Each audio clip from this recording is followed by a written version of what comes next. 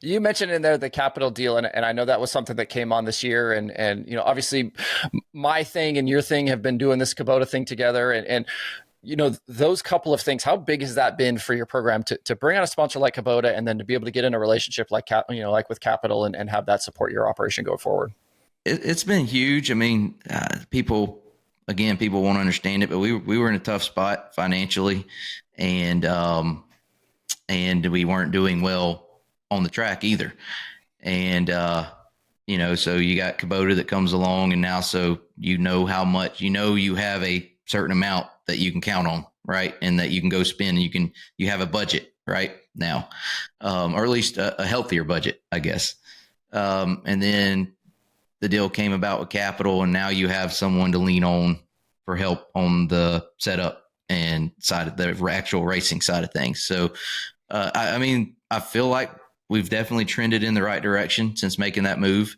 I guess in second half of the year, haven't necessarily got the results that we wanted to show it, but I know that we've been in a lot better than we were. And anytime you make a change like that, it takes some time to get going, at least consistency wise. And I feel like we're in a good spot going into 2025 with our race team.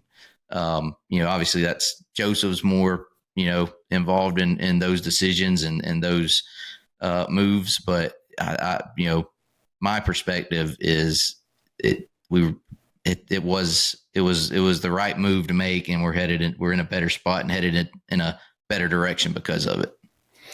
I feel like you guys take a beating a lot of times because of the way you run, but like when you actually go look at the numbers, you guys actually run pretty damn well. And like the Hunt the Front Super Dirt Series was really hard this year. Well, you guys were pretty regularly up front. I don't understand it.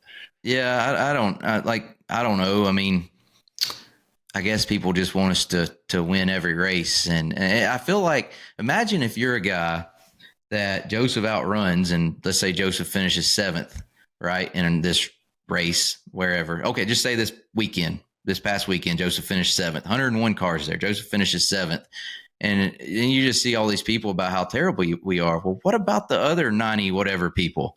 How do you think? Like they're people too. They have feelings too, and you're telling us how terrible we are. And I guarantee you, I don't know, that race at Alltech's a little different, but 95% of the races we go to, 95% of the people there have just as good of equipment as we do. And the difference with us and 95% of them is they don't have to be profitable either.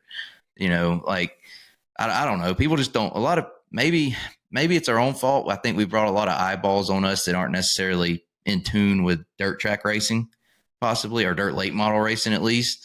And they think we're supposed to just go and be RTJ, because now you got the best equipment. Clearly y'all got plenty of money. You got Kubota on the side of your car. You got this YouTube channel. Why can't you go win every race? And it's like, well, what about the other people out there that are trying to win every race and don't?